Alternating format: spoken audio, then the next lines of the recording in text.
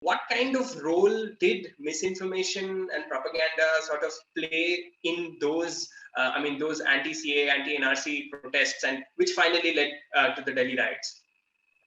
Yeah, I think, Kaush, it was, as I was saying in a very cynical way, there have been so many propagandas that we almost forget so CAA happened almost ages ago, but it happened only a year ago. And when it happened, I remember, almost daily, I used to talk about this. I used to give facts, 7 or 8 facts on why CAA is good, why it is not. So, but it's difficult for me to remember right now, but I'll try to. I think what happened was that these guys felt, especially after Modi coming to power again, and after the abrogation of Article 370 that happened immediately after he took office the second time, and I think 5th August was the Article 370 abrogation, and then came the CAA. So these guys were totally frustrated. They were they were like, it was an attempt to vent so much anger that was pent up over the last 6 years, impotent anger, anger that could not result in Modi being beaten in 2019 elections, and that just spilled on.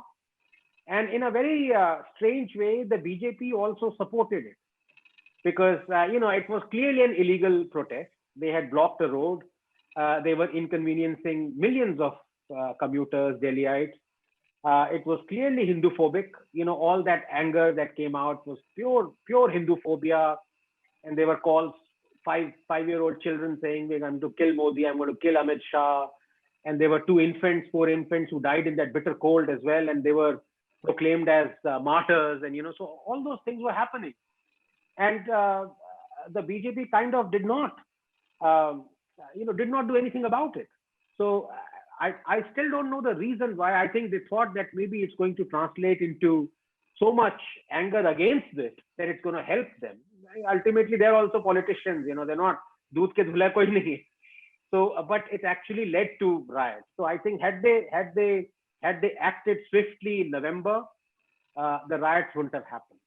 But again, CAA again was, as you mentioned, it was Congress and Communist CPIM resolutions saying that they wanted something very similar. When they were in power in 2012, 2015, their resolutions were that Bangladeshi minorities should be given an asylum in India. Now, who are Bangladeshi minorities? Are they Muslims? No, because Bangladeshi, majority it's a Muslim majority country. So the minorities are Hindus and Christians and Sikhs, or whatever little Sikhs there are, few Sikhs there are. So when Congress and CPIM wanted that, then it was fine, But when BJP, kind of said that this is going to happen, and why should? Because and we've seen over the last 30, 40 years, I dug out so much data on the population census and all those things. I mean, I can't even remember half of it now. Plus, the fact of the matter is that this was an amnesty scheme, This was not, it was, I think, December 31st, 2014. Before that, whoever had, I can't even remember the specifics, I'm afraid, because as I said, so much water has flown under the bridge since then. But the fact was, this was a purely propaganda and false narrative driven protest. And it was a protest to make Muslims kind of, quote unquote, stand up against the power of a state. Almost like what happened in Direct Action Day. It was almost kind of to bring back that ghosts of Jinnah.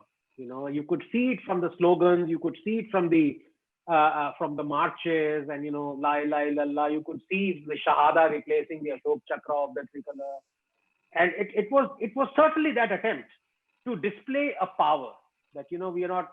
Of course, I don't consider them as a minority, but it was they themselves say that they are a minority. They're not. I mean, if you look at Kashmir, 95% Muslim Kashmir Valley, and but this was certainly an attempt to display that power. And you saw journalists saying that अभी आप Hindus को भी इसमें शामिल होने दें, अभी wait करें जब हमें पावर मिलेगी. So all those kind of things was were happening in 1940s. What Ambedkar warned us about, started to happen now. And but I think people saw through it.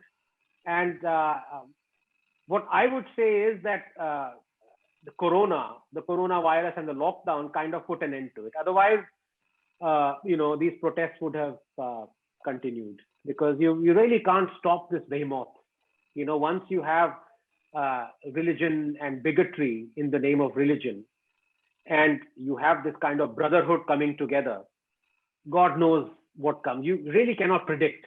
You can't predict what will happen, because that is based on the principles that are devoid of all fact. It's like saying that science.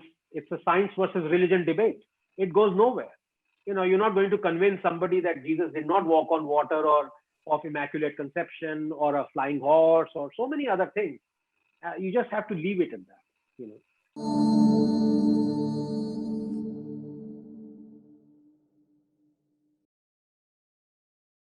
Please remember to subscribe to us and switch on the notifications for this channel. For our other social media links, more content, and to support our work, please visit citti.net. Dhanyavad. Namaskar.